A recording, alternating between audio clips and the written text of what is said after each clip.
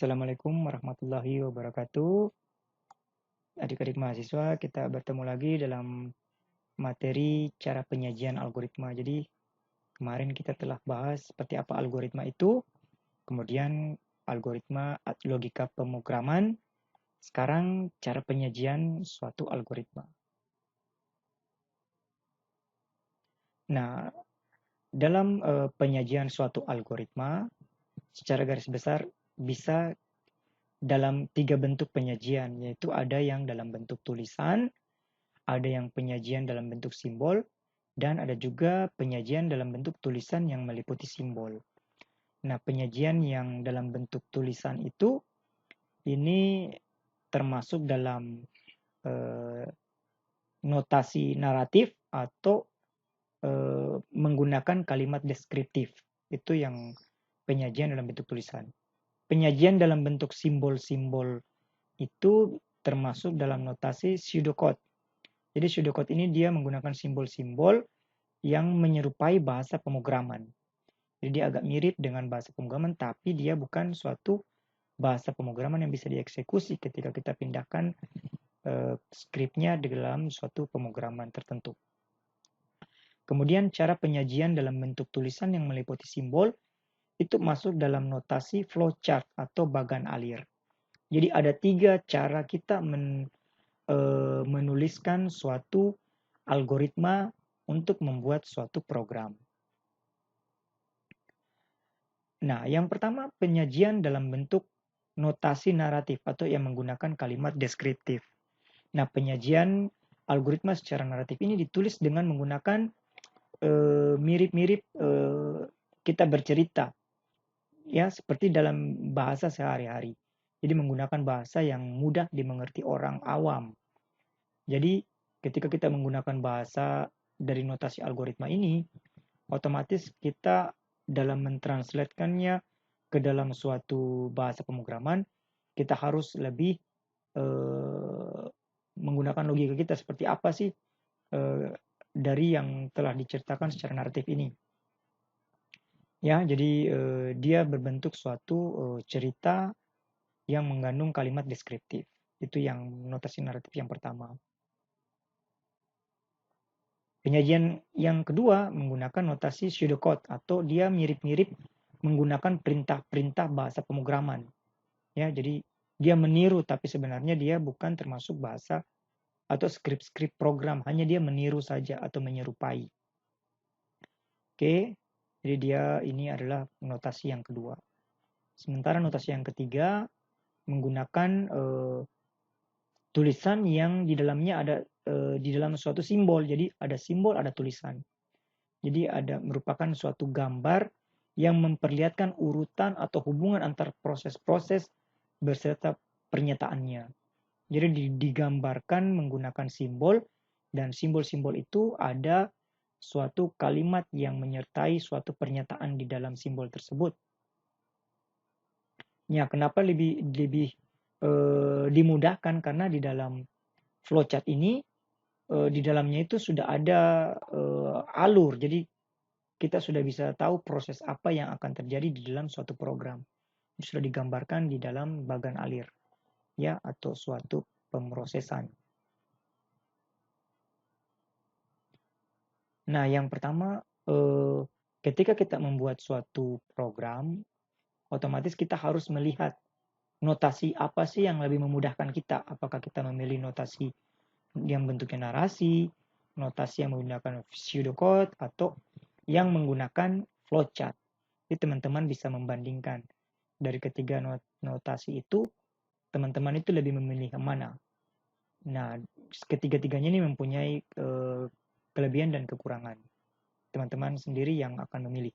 Tapi secara umum, kebanyakan seorang programmer itu dia menggunakan flowchart. Kenapa? Karena dia lebih mudah melihat di dalam suatu penggambarannya itu sudah digambarkan sesuai dengan simbol-simbolnya, ya. Jadi simbol ini mengandung makna apa? Jadi itu merupakan aturan internasional. Jadi sudah kesepakatan bahwasanya simbol itu merupakan mewakili suatu pernyataan. Kalau memulai suatu proses atau pernyataan itu menggunakan simbol apa? Makanya lebih mudah terbaca dan lebih mudah dikonversi dalam menjadikan dalam merancang suatu program tertentu. Jadi ya, di ini kita masuk dalam pembahasan flowchart dalam suatu komputer. Nah, yang pertama itu ada jenis-jenis flowchart yang biasa kita gunakan. Ada flow. Yang pertama itu yang disebutkan di sini ada flowchart system.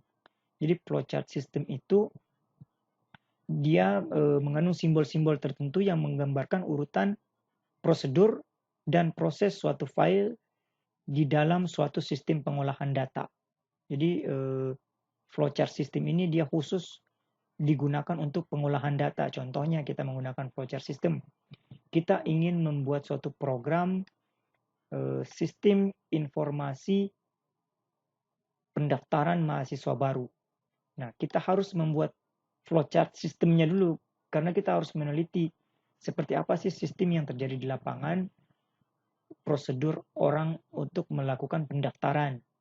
Nah, maka kita gambarkan dalam flowchart system. Pertama, dia melakukan pengumpulan berkas, kemudian dia melakukan pengiriman data, kemudian dia melakukan apa, kita meneliti, kemudian kita masukkan ke dalam suatu flowchart. Nah, itu namanya flowchart system. Karena sistem yang terjadi di lapangan itu dituangkan dalam bentuk flowchart. Jadi ada urutan-urutannya seperti apa hingga dia menjadi mahasiswa. Seperti itu. Jadi itu dimasukkan dalam flowchart system. Nah, selanjutnya ada namanya flowchart program. Nah, kalau flowchart program ini khusus untuk di sisi programnya. Jadi digambarkan bagaimana dia login, setelah dia login kalau dia salah memasukkan username dan password, apa yang terjadi pada proses selanjutnya. Jadi itu namanya flowchart program. Jadi semua proses yang terjadi dari login hingga logout itu digambarkan di dalam bagan flowchart seperti itu. Jadi itu dipilah-pilah. Nah, kita lihat di sini ya, ada dua contoh flowchart system dan flowchart program. Nanti kita lihat apa bentuknya. Ini ada dua macam. Kalau flowchart system itu biasanya yang umum digunakan itu adalah ini ya, ada simbol proses, kemudian simbol input output. Ini yang paling umum. Kalau flowchart program pasti ada flowchart yang paling sering digunakan adalah tiga ini. Input, ada proses, ada output. Nah, ini yang tiga yang paling umum. Walaupun di dalam menggambarkan suatu flowchart system mungkin ada yang lainnya ya. Nanti kita lihat sebentar. Tapi yang lebih umum itu biasanya ada proses, input, output seperti itu. Kemudian kita lihat, nah ini di berikut ini adalah contoh simbol flowchart yang yang sudah disepakati oleh dunia pemrograman. Jadi ini tadi ada proses, jadi semua proses, ada simbol decision atau mencari keputusan, ada input output, ada gambar dokumen. Jadi kalau di sistem pendaftaran itu ada penyerahan berkas atau dokumen, maka digambarkan di dalam sini, dituliskan berkas-berkas apa itu yang ingin diserahkan. Nah, itu berarti menggunakan simbol dokumen. Ada simbol preparation, ada perulangan. Nah, kalau modelnya berulang ke atas, maka di ujung penggambaran itu ada menggunakan loop connector. Jadi yang gambarnya kayak model lingkaran. Jadi ini ada off page reference, ada terminator. Terminator ini adalah untuk memulai dan mengakhiri. Nah, di dalam menggambarkan semua lambang-lambang atau simbol-simbol ini semua dihubungkan menggunakan line connector. Jadi ada yang menghubungkan dan menentukan arah panah. Jadi kalau dia mengarah ke kanan, berarti tanda panahnya ke sebelah sini. Kalau ke sini berarti ke sebelah kiri. Kalau ke atas berarti ke atas tanda panahnya. Kalau ke bawah berarti bawahnya ke bawah. Jadi ada line connector yang menentukan langkah selanjutnya itu dia prosesnya seperti apa. Nah, di sini ada contoh kasus. Contoh kasus kita ini ada dua. Ya, jadi bagaimana menentukan bilangan maksimum antara dua bilangan bernilai integer. Ini ada contoh kasus. Kita lihat bagaimana digambarkan dalam notasi narasi pseudocode sama narasi menggunakan flowchart. Oke, kita lihat ya. Yang pertama itu notasi naratif. Nah, di sini dalam menentukan bilangan maksimum dituliskan algoritmanya seperti ini. Yang pertama, diberikan dua buah bilangan bulat. Carilah bilangan bulat maksimum di antara kedua bilangan tersebut. Nah, dideskripsikan langkah pertama, baca bilangan 1, langkah kedua, baca bilangan 2, langkah ketiga, bandingkan bilangan 1 dan bilangan 2, kita ambil yang lebih besar. Jika kedua bilangan tersebut sama besar, dapat diambil bilangan 1 dan sebut bilangan tersebut sebagai maksimum. Kemudian langkah keempat, keluarkan sebagai output maksimum. Jadi ini adalah algoritma untuk menentukan bilangan maksimum antara dua bilangan integer dalam bentuk notasi naratif atau menggunakan kalimat deskriptif. Nah, sekarang kita lihat notasi yang kedua, menggunakan pseudocode. Nah, menggunakan pseudocode ini dia dituliskan dalam bentuk menyerupai skrip bahasa pemrograman tertentu. Kita lihat di sini kayaknya ini lebih mirip-mirip bahasa pemrograman Pascal ya. Walaupun tidak seperti ini dalam penulisan Pascalnya ya, tapi dia meniru dan menyerupai. Jadi ada deklarasi juga di bagian blok deklarasi, dia tuliskan bil 1, bil 2 itu integer, ada keterangannya bahwa bilangan yang dicari maksimumnya. Jadi bilangan yang dicari maksimumnya itu adalah bilangan 1 dan bilangan kedua. Kemudian ada max, variabel maksimum. Max ini adalah tipe datanya integer, adalah variabel pembantu. Nah, di sini adalah algoritma prosesnya. Read bil 1, bil 2. If bil 1 lebih besar atau sama dengan bil 2, then bil 1 sama dengan max. Else bil 2 sama dengan max. Kemudian write max. Jadi hampir sama ya. Jadi antara notasi pertama naratif dan pseudocode ini sama-sama menghasilkan suatu bilangan yang bernilai maksimum. Kita lihat yang ketiga, bagaimana dalam bentuk narasi notasi flowchart seperti ini. Jadi digambarkan ada simbol mulai atau terminator. Jadi mulai dan finish itu digambarkan dengan menggunakan simbol terminator ya. Bentuknya oval. Biasanya seperti ini. Ya, oval itu. Kemudian star. Nah, kemudian begitu juga dengan ini.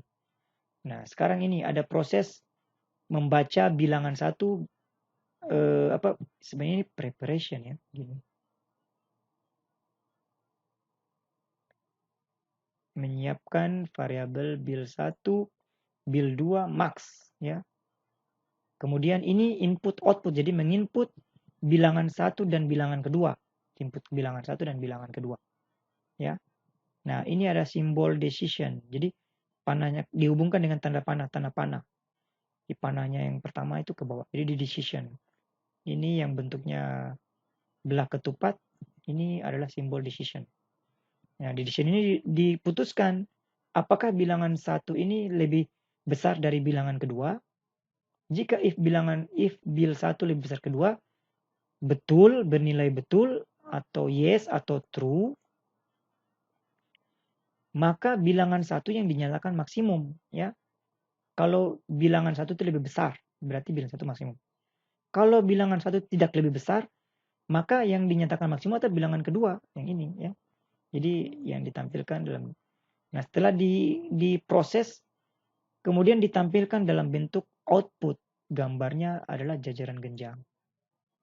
Nah, berarti diketahuan kalau dia lebih besar, kalau bilangan 1 lebih besar, maka bilangan 1 maksimum. Kalau bilangan kedua yang lebih besar, maka bilangan kedua yang dinyatakan maksimum. Kemudian ditampilkanlah nilai maksimumnya. Kemudian selesai. Nah, ini adalah notasi menggunakan flowchart. Nah, dari teman-teman lihat, yang pertama, kedua, ini yang ketiga flowchart, ini yang kedua pseudocode, sama yang pertama ini, kira-kira yang mana kira-kira yang menurut teman-teman lebih mudah dikonversi ke bahasa pemrograman? Tentu yang kita lihat flowchart karena sudah mewakili dari setiap langkah-langkah dan sudah jelas arahnya. Jadi seperti itu ya. Jadi teman-teman bisa lihat bagaimana sih cara menuliskan algoritma. Kemudian juga teman-teman sudah tahu seperti apa itu bahasa pemrograman.